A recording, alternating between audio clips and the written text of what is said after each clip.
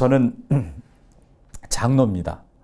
장로고요. 목사님은 아니고 제 장로고 극동방송에 입사해서 28년째 아나운서로 PD로 또 지금은 이제 뭐 지사장, 부사장으로 사역을 하고 있습니다. 그래서 이 말하는 거에 대한 관심이 평소에도 많았고 지금도 아침 7시부터 8시까지 부산 극동방송 좋은 아침입니다라는 프로그램을 생방송으로 매일 진행을 하고 있습니다. 현업에서도 방송을 하고 있습니다. 제가 책을 한 권 소개하고 싶은데요. 찰스 셸던의 예수님이라면 어떻게 하실까라는 책입니다. 혹시 읽어보신 분들 계신가요? 예전에 제가 학창시절에는 이 책이 인기가 있었어요. 그래서 우리 교회 오빠들은 한 번쯤 이 책을 다 읽고 그랬었습니다. 이 책을 잠깐 소개하면 소설책입니다. 실제 있었던 일이 아니고 작가가 상상력을 동원한 건데 미국의 한 지역교회 목사님께서 성도들에게 제안을 하세요. 우리 1년 동안만 예수님이라면 이 상황에서 어떻게 하셨을지 한번 생각해보고 말하고 행동하고 결정해보자. 그리고 우리 교회가, 우리 가정이, 우리 사회가 어떻게 변화될지 한번 지켜보자. 그렇게 하는 거예요. 그래서 이 성도들이 실제로 실천을 합니다. 한 교회 성도들이 1년 동안 예수님이라면 어떻게 하실까를 고민하면서 실천했을 때 교회와 가정과 사회가 어떻게 변화되는지를 소설이 보여주는 거예요. 실제로 일어난 것은 아니고 작가가 상상력을 발휘한 겁니다. 말씀드렸던 것처럼 저는 20대부터 지금 제가 50대 중반인데 지금까지 말하는 일을 직업으로, 사역으로 하고 왔습니다. 그런데 말하는 건 여전히 어렵습니다. 여러분들 유튜브에 말하기, 스피치 이렇게 한번 입력해 보십시오. 수천 개의 영상이 뜹니다. 말하기에 나는 일가견이 있다. 나는 말하기에는 할 만한 비법이 있다는 사람들이 그렇게 많은 거예요. 그런데 여전히 우리는 말하는 게 그렇게 쉽지 않습니다. 예. 책도 많고 또 말하기를 전문적으로 가르치는 학원도 여러 군데가 있습니다. 그런데 제가 왜 이 소설책을 이야기했을까요? 이 예수님이라면 어떻게 하실까에다 제가 말을 하나 넣어봤어요. 예수님이라면 어떻게 말하실까? 이 상황에서 또 이런 일이 있을 때 여기서 말하실까의 말은 어떤 내용으로 말씀하실까가 아니라 그런 건 이제 목사님들이 해주셔야 되는 거고 저는 스피치와 관련된 사복음서에 나와 있는 예수님의 스피치 기법에 좀 집중하기 시작했습니다. 오늘 정해진 시간에 다 할 수는 분명히 없을 거고요. 제가 준비한 거에 한 5분의 1 정도 오늘 보여드릴 수 있을 것 같아요. 제가 왜 5분의 1만 보여드리고 갈까요? 다음에 떠올려. 예. 그리고 짧게 하는 걸 또 좋아하시더라고요. 그래서 오늘 본문으로 했던 그 말씀 한번 제가 읽어보겠습니다. 예수께서 이 말씀을 마치심에 무리들이 그의 가르치심에 놀라니 이는 가르치시는 것이 권위 있는 자와 같고 그들의 서기관들과 같지 아니함일러라. 마태복음 7장 28절과 29절 말씀입니다. 우리가 잘 아는 것처럼 산상수훈, 산상보훈의 맨 마지막이 마태복음 7장 28절과 29절 말씀입니다. 성경을 보면 요즘 성경은 편집이 돼서 예수님 말씀하시는 건 빨간색으로 나오죠. 빨간색. 그리고 나머지 지문이나 뭐 제자들은 검은색으로 나오잖아요. 마태복음 5장, 6장, 7장이 잘 아시는 것처럼 복음의 핵심 내용이 들어있는 산상수훈입니다.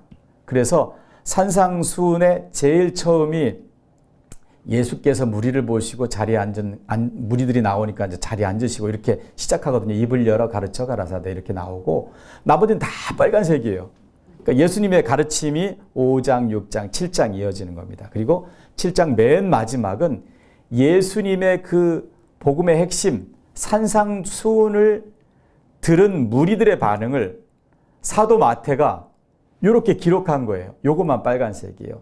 예수께서 이 말씀을 마치심에, 그러니까 예수께서 긴 산상수훈 설교 말씀을 마치심에 무리들이 이런 거예요. 예수님의 가르치심에 놀랐어요. 왜 놀랐냐? 가르치시는 것이 권위 있는 자와 같고 그들의 서기관들과 같지 아니함일러라. 물론 메시지의 핵심 메시지가 이분들에게 너무 지금까지 들어보지 못했던 말씀이었던 거예요. 그런데 제가 오늘 말씀드리고 싶은 것은 가르침에 놀라는데 가르치시는 것이 스피치 기법이, 티칭 기법이 권위 있는 자와 같았는데 이 권위가 어디서 나오냐면 그들의 선생님들, 이전에 말하던 사람들과 같지 않다는 거죠. 이전에 자기들에게 가르쳤던 스피치했던 사람들과 전혀 똑같지 않은 스피치 기법을 예수님이 보여주셔서 너무 놀란 거예요. 그걸 한번 오늘 함께 이야기를 해보도록 하겠습니다. 자, 우리가 말본세라는 말이 있습니다. 예수님의 말본세가 이전의 서기관, 제사장, 바리새인들과 전혀 달랐던 겁니다. 이 청중들에게는 새로운 말본세를 배우게 된 거예요. 말본세는 말하는 태도나 모양입니다. 근데 이걸 좀 부정적인 말로 우리가 많이 써요. 너 말본세가 왜 그래? 이렇게 하는데 좋게도 쓸 수 있는 겁니다. 당신은 참 좋은 말본세를 가졌군요. 그러니까 당신은 말하는 태도나 모양이 아주 모범적이고 배울만 합니다. 이런 뜻입니다. 예수님은 청중들을 집중시키고 빠져들게 하는 스피치의 매력, 말본세를 가지고 계셨던 거예요. 말본세는 말하는 내용이라기보다는 말을 담는 그릇이라고 보면 좋겠습니다. 우리가 오감각을 이야기합니다. 오각 한번 따져볼까요? 처음에 시각, 청각, 후각, 미각, 촉각. 그렇죠? 이렇게 5가지 감각을 우리가 오각이라고 합니다. 그런데 이 5가지의 감각이 우리 한국말은 하나의 감각에 지배를 받는 것처럼 이야기합니다. 자, 처음에 시각 하셨죠? 시각은 본다잖아요. 본다. 예. 그다음에 코로 하고 냄새 맡아 본다. 귀 들어 본다. 입 맛을 본다. 촉각 느껴 본다. 다 본다고 그래요. 다른 감각인데 맛을 본다. 책을 읽다보다 책을 본다. 다 본다로 이야기를 합니다. 무슨 말씀이냐면 이 우리의 감각이 이 시각의 지배를 받고 있는 것을 우리 말 속에서 볼 수가 있습니다. 보이는 게 먼저입니다. 듣는 게 먼저가 아니에요.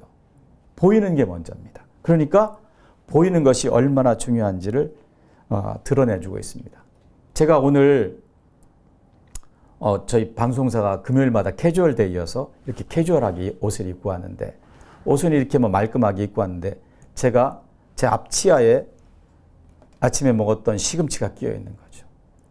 여러분들은 제 말을 듣는 게 아니고 시금치만 봅니다. 끝날 때까지 웃자고 저거 내가 빼줬으면 좋겠는데 웃자면 좋노. 그렇죠? 어떤 강사가 있으신데 그분은 독특한 버릇이 있으세요. 말씀을 하시다 이렇게 하세요. 이렇게. 안 해도 되는데 이렇게 하시는 거죠. 버릇이죠. 메시지가 너무 좋으세요. 정말 훌륭하세요. 그리고 책도 많이 내셨고. 그런데 그 교회 성도님들이 목사님 설교 들으실 때 설교에 집중이 잘 안 되시는 거죠. 그래 끝나고 나면 성도님들이 이렇게 얘기합니다. 오늘 목사님 20번 아니야 23번이야. 메시지가 참 좋고 은혜가 되지만 목사님의 이 독특한 버릇, 말 버릇이죠. 이 말본세를 성도들이 집중하게 되는 겁니다. 그러면 전하고 싶은 메시지가 제대로 잘 전해지지 않는 어려움이 생기는 거죠. 자, 이 말씀 우리가 아주 잘 아는 말씀입니다. 시작.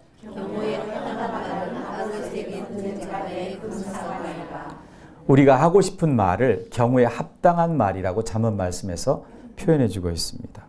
그런데 이 말을 시각적으로 표현해요. 잠언도. 아로새긴 은쟁반에 금사과.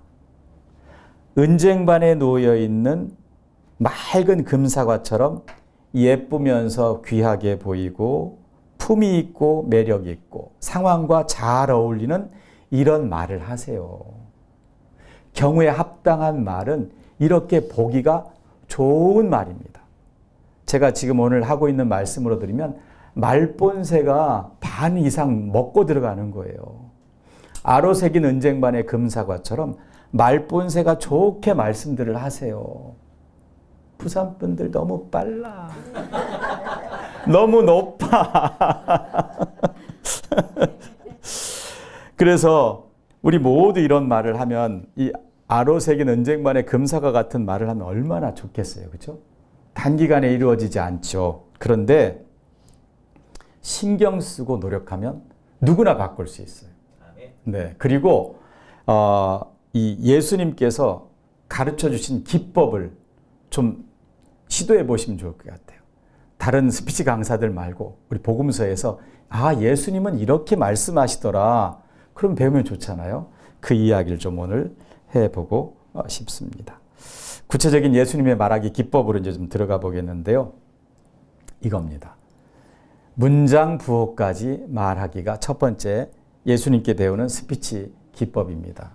하나만 알려드리고 갈지도 모르겠네, 시간이. 말씀 한번 볼게요. 시작. 그의 부모가 보고 놀라며 그의 어머니는 이르되 아이야 어찌하여 우리에게 이렇게 하였느냐. 보라 내 아버지와 내가 근심하여 너를 찾았노라. 예수께서 이르시되 어찌하여 나를 찾으셨나이까. 내가 내 아버지 집에 있어야 될 줄을 알지 못하셨나이까. 아멘. 우리가 잘 아는 많지 않은 예수님의 어린 시절 이야기입니다. 어머니가 마리아죠. 마리아가 이렇게 부르는 거예요. 아이야, 어떻게 우리가 네 아빠랑 얼마나 많이 찾았는데 왜 여기 있는 거야? 이렇게 묻는 거잖아요. 그러니까 아이야라고 부르신 걸 보면 예수님이 아직 어릴 때입니다. 그렇죠? 그런데 이 성경 보면 사흘을 찾아다녔다고 그래요. 마리아 어머니 속이 얼마나 새카맣게 탔겠어요. 여기 계신 우리 권사님들, 집사님들, 사모님들 이 사흘 동안 찾는 데 없으면 이렇게 교양 있게 아이야 어찌하여 우리에게 이렇게 하였느냐 이렇게 하시겠습니까? 어쨌든 그렇게 묻습니다. 그런데 아이인 예수님의 대답이 이렇습니다.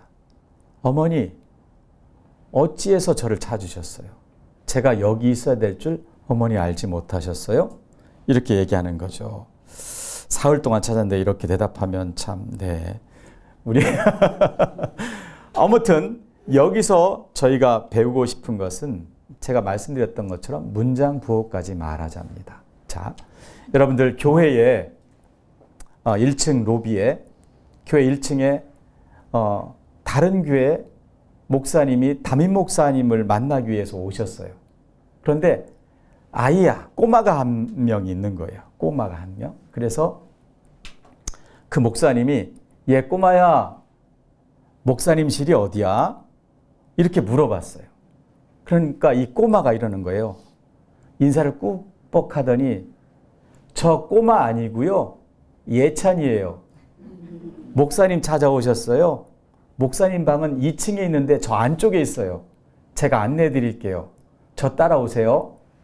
그리고 목사님을 모시고 2층 안쪽에 있는 목사님 방으로 가는 거예요. 그래 똑똑 노크를 하니까 누구세요? 목사님, 저 예찬이에요. 손님 오셨어요. 그 문을 열어드린 거예요. 목사님 안녕하셨어요. 제가 모시고 왔어요. 목사님 들어가시는 거죠. 자, 두 분 목사님이 만나서 앉으셨어요. 방문한 목사님이 앉자마자 무슨 말부터 할까요? 예? 우와, 목사님. 진짜 어떻게 이렇게 아이들을 잘 교육하셨어요? 이렇게 하지 않으시겠어요? 마치 이제 이 예수님의 어린 시절 이 이야기가 이렇게 들어보시면 좋을 것 같아요. 아이들은 자기 이야기를 또박또박 조리 있게 잘 끝까지 이야기하지 않습니다.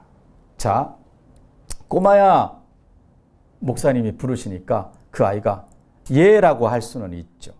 그런데 목사님 방이 어디야? 2층에. 2층에. 목사님이 잘 모르는데 좀 알려줄래? 2층 올라가서 이쪽 쭉 돌아가시면 있어요. 이렇게 하고 가는 아이들이 거의 대부분일 겁니다. 우리가 하는 말은 다 문장으로 남길 수 있습니다. 제가 하는 말, 오늘 권사님들이 기도하셨던 거, 찬양하셨던 거 다 글로 남길 수 있잖아요. 그렇죠? 다 글로 남길 수 있는데 그 글은 뭘로 끝이 나냐면 문장 부호로 끝이 납니다. 여기 있는 말씀도 따옴표도 있고요. 물음표도 있고요. 느낌표도 있고요. 이렇게 다 문장 부호가 들어가게 되는 거예요. 어느 분이 이제 성함을 물어보시는 거예요. 성함이 어떻게 되세요? 그러면 우리는 그분에게 알려줄 메시지가 내 이름이라고 생각합니다.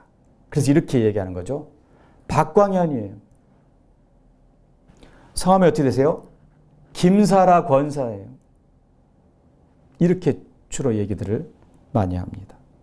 그런데 우리는 핵심 메시지인 박광현, 김사라 이 말만 전하면 된다고 생각하는데 실제로 내 말을 듣는 사람은 그 사람이 말을 어디까지 어떻게 하느냐를 통으로 봅니다.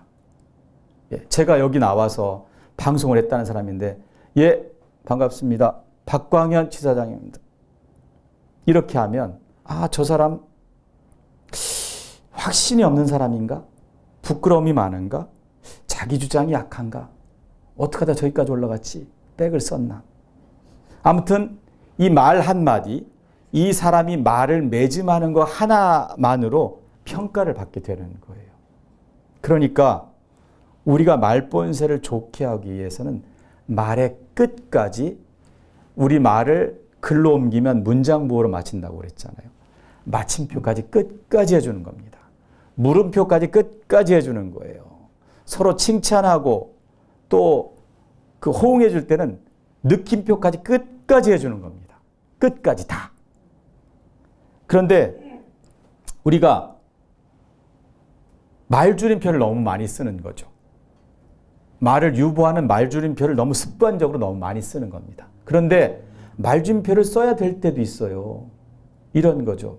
권사님, 제가요, 어제 우리 남편과 심하게 다퉜어요. 남편이 글쎄. 그러면 확 집중하는 거예요. 그렇죠? 권사님이 이 남편이 또 우리 권사님을 착한 권사님 또 이렇게 괴롭혔나? 그럴 때 쓰는 거죠. 말줄임표를. 그런데 말줄임표를 너무 습관적으로 자신의 말이 다 마치지 않은 것처럼 느껴지는 확신하지 못하는 어법을 쓰는 경우가 너무 많이 있는 거죠. 자, 우리 갱상도 말 문제 많습니다. 자, 영상 하나를 볼 텐데요. 여기서는 재밌게만 보지 마시고 한 음절의 말을 가지고 인토네이션, 그러니까 독특한 음의 고저와 문장 부호만으로 어떻게 뜻이 달라지는지 좋은 교육 자료가 우리 경상도 사투리에 있습니다. 그거 한번 보시겠습니다.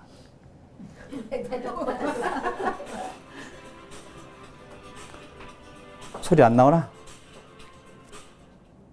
1번 그 애가 그 애니? 괜찮아요. 가가 2번 그 아이가 성이 가시니? 가가 3번 가시가 가서 가가 4번 그 애가 가져간 다음에 가가 5번 가서 가져가요.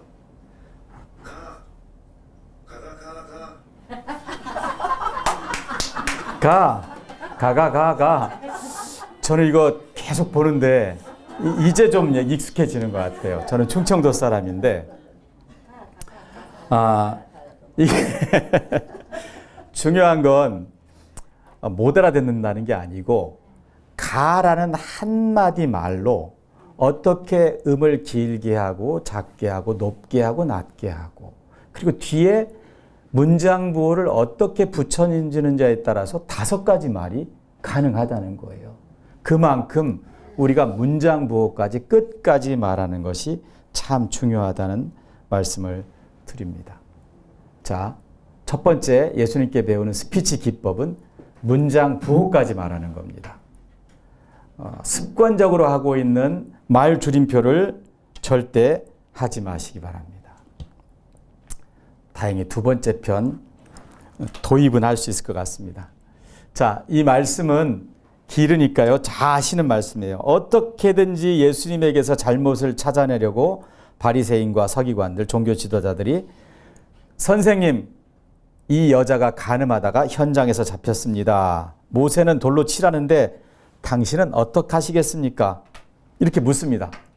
예수님을 곤경에 빠뜨린 거죠. 이때 예수님이 하신 반응은 몸을 굽히고 땅바닥에 뭐라고 쓰십니다. 즉, 쓴 게 중요한 게 아니고 말씀을 안 하신 게 중요한 겁니다. 포즈를 두는 겁니다. 잠깐 쉬는 거죠. 그들이 재촉해서 다시 묻습니다. 그들이 묻기를 맞이 아니하는지라 이렇게 말씀되어 있잖아요. 아니, 선생님, 대답해 보십시오. 현장에서 가늠한 이 여인, 이 죄인 어떻게 해야 됩니까?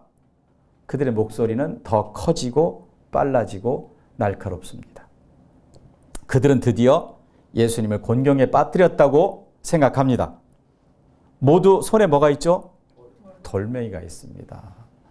스데반을 쳤던 그 돌을 그들도 가지고 있습니다. 예수님께서는 한참 만에 허리를 펴시고 말씀합니다.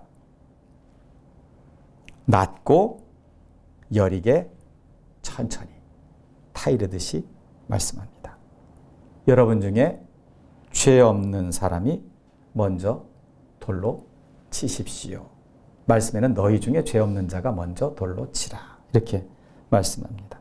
그리고는 다시 몸을 굽히고 땅에 뭔가 쓰십니다. 뭔가 쓴 게 중요한 게 아니고 역시 또 포즈, 쉼을 갖는 겁니다. 양심의 가책을 느낀 그들이 다 돌아갑니다. 어른부터 젊은이까지 하나씩 하나씩. 그러니까 어른들이 죄가 많아서 더 일찍 느끼는 거죠. 예수님은 혼자 남은 여인에게 말씀합니다. 나도 너를 정죄하지 아니하노니 다시는 죄를 범하지 말라. 자, 이 상황을 이렇게 바꿔보겠습니다. 현장에서 간음한 여인이라고 예수님 앞에 이 종교 지도자들이 한 여인을 갖다 끌어앉힙니다. 선생님, 간음한 현장에서 온 죄인이에요. 모세는 돌로 치라고 그랬는데 당신은 어떻게 할 거예요? 말해보세요. 예수님 화가 나셨습니다. 이봐, 서기관, 바리새인, 당신 죄 없어? 당신이 이 여인보다 더 거룩하고 의롭다고 할 수 있어? 당신도 죄인, 당신도 죄인, 당신도 죄인. 여기 다 죄인이야. 의인 없어. 다 죄인이지. 이 중에 죄 없는 자가 먼저 돌로 쳐. 이렇게 하셨으면 복음서가 요한복음 8장이 이렇게 쓰여졌을 겁니다. 그날 예수님은 여인과 함께 돌에 맞아 크게 다치셨다. 무슨 말씀이냐면 예수님께서 하고 싶으신 말씀은 6번째 줄인가요? 너희 중에 죄 없는 자가 먼저 돌로 치랍니다. 이 말씀을 하고 싶으신 거예요. 그런데 이 말을 이 폭도로 변해 있는 지금 이 상황하고도 비슷해요. 우리나라 전국하고도. 이들에게 죄 없는 자가 먼저 돌로 쳐! 그래서 이 청중들에게 나도 죄인이구나. 이걸 깨닫게 하실 수가 없는 거예요. 그러니까 예수님께서는 그들에게 충분히 생각할 수 있는 시간을 준 다음에 너희 중에 죄 없는 자가 먼저 돌로 치라. 이렇게 말씀합니다. 우리 생활 속으로 들어가 볼까요? 여기 애들 막 키우는 분들 계세요? 아이들 초등학교 이렇게 중학교 다니는 분들. 예, 저희 막내가 제가 좀 늦둥이가 있어서 중학교 3학년인데 아침마다 제 막내 이름이 찬입니다. 찬이하고 엄마하고 일대 전쟁을 맨날 치릅니다. 우리 아내가 상당히 교양 있고 예쁜 여자입니다. 그래서 제 아내도 아나운서 출신인데 CBS 아나운서 출신입니다. 아내가 아주 교양 있게 부릅니다. 찬이야, 예쁜 딸, 시간 돼서 일어나야지. 찬이야, 엄마가 밥하고 있잖아. 빨리 일어나서 머리 감아야지. 너 냄새 나더라. 찬이야, 지금 몇 시인지 알아? 8시 다 됐어. 딸은 못 들을까요? 다 듣고 있죠. 결국 소리 지르다가 엄마가 맨 마지막에 딱 비장의 무기로 한마디를 합니다. 평소에 얘기하지 않던 그 지긋지긋한 박씨, 제가 박씨잖아요. 아빠의 성까지 붙여서 딱 한마디를 합니다. 야, 박찬희. 딱 그러면 애가 확 일어납니다. 왜 일어날까요? 야, 박찬희. 이 말 한마디가 너 한 번만 더 말하면 죽는다. 강력한 경고의 메시지를 짧고 여리고 낮은 말로 전달하는 거죠. 여러분, 어떤 사람과 대화할 때, 스피치할 때, 그 사람의 심장에 새겨주고 싶은 말. 그 말은 지금 저처럼 하는 거예요. 천천히, 충분히 포즈를 두고. 제가 좀 쉬면, 2초만 쉬면 여러분들이 다 저를 딱 쳐다보잖아요. 대화의 주도권은 세고 강하고 높게 말하는 게 아닙니다. 천천히, 충분히 포즈를 두고 낮게 여리게 말하는 겁니다. 예수님의 스피치 기법이 지금 여기 요한복음 8장에 그렇게 나와 있는 겁니다. 제가 약속한 시간보다 2분이 더 지나가서 여기까지만 제가 하도록 하겠습니다. 강조할 때는 천천히 여리게 낮게 말하는 겁니다. 이 이후에는 또 얼마나 또 좋은 기법들이 많이 있겠습니까? 그건 다음 시간에 또 함께 나누도록 하겠습니다.